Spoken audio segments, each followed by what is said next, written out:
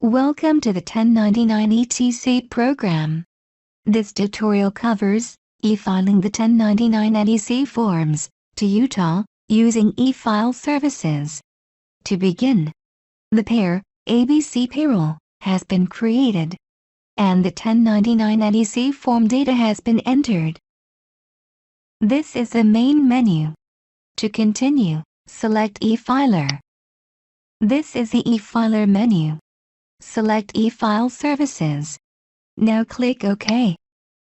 In order to use the e-file services, you will create an account with a user ID and password.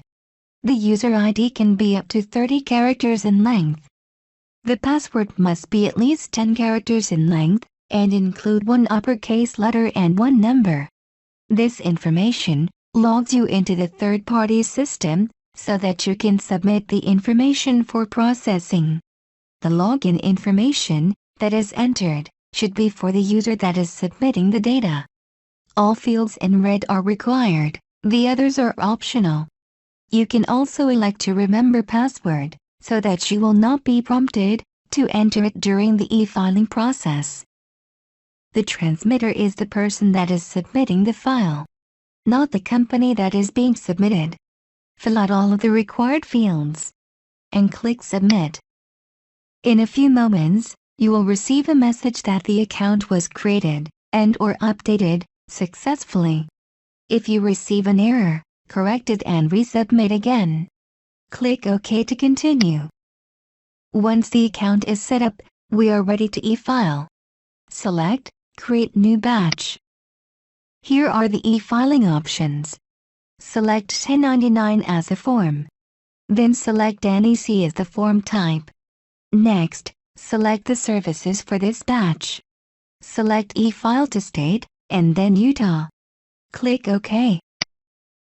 This is the transmitter screen. Filling it out is optional, except for the transmittal type. Select original file sent to the IRS and click OK. Next, check the pairs that are to be included in the e-file.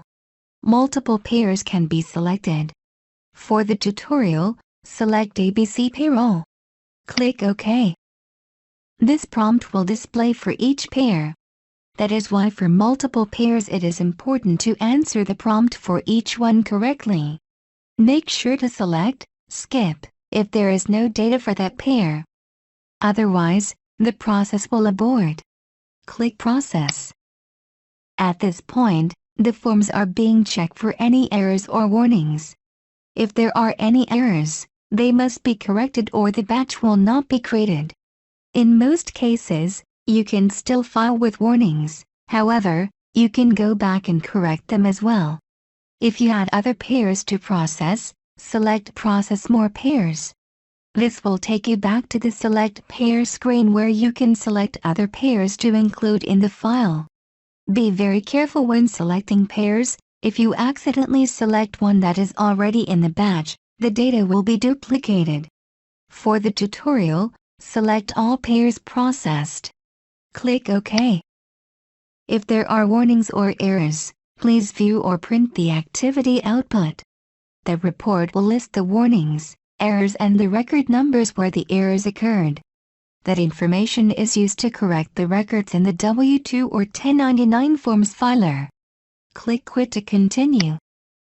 At this point, the 1099 NEC forms are ready to be submitted to the third-party vendor. The amount of time that it takes will depend on the number of forms and your internet connection. After clicking Start, the forms will be checked for errors. Click Start. If any errors are found, you will get this message. The e-filing process is aborted when errors are found. All errors will need to be corrected. To view the errors, click OK. This is the error screen. The errors will be listed at the bottom. In this example, the pair address is missing the city. You will need to quit the e-filer at this time, and go into the W-2 and 1099 forms filer and enter the city on the 1099 form. Then restart the e-filing process again. Close the error screen. When there are no errors, the forms will be assigned a batch ID, In this case, 1409759. Its status is unpaid. At this point, the third-party vendor has the forms, but until the batch is paid for, it is not sent to the state. Please note that the per-form charge varies year to year. The cost in the following screen are examples only. To view the current per-form charge, please review the e-file services pricing guide on our website. To pay for the batch, check the box beside the batch number. Click Pay Selected Batches.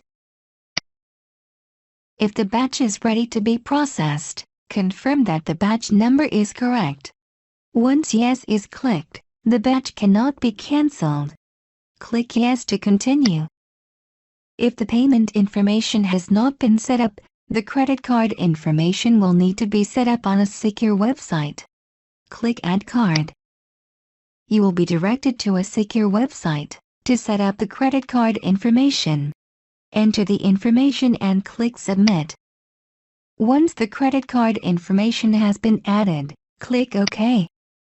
Select the credit card. If you have a prepaid account, select Prepaid Account and enter the account number.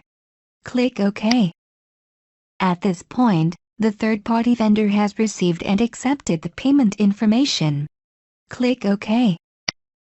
Once the payment is accepted, the status for the batch will become paid and the itemized status will now include invoice paid. The paid status indicates that the third-party vendor is processing the batch to submit to the state. There are several steps during the batch processing. The number of steps depends on the e-file service selected. Batch processing could be completed in a day, or may take several weeks to complete. In order to update the status of the batch, click on the batch ID. For e-filing to the state, after invoice paid, the next status is filing queued, and then filing complete. Filing complete indicates that the state has the batch. The batch processing is complete. That is the 1099 e-filing services process. For further questions, please review the frequently asked questions on our website. Technical support can be reached by email, fax, chat or phone. Thank you for using the 1099 etc. program. Have a great day.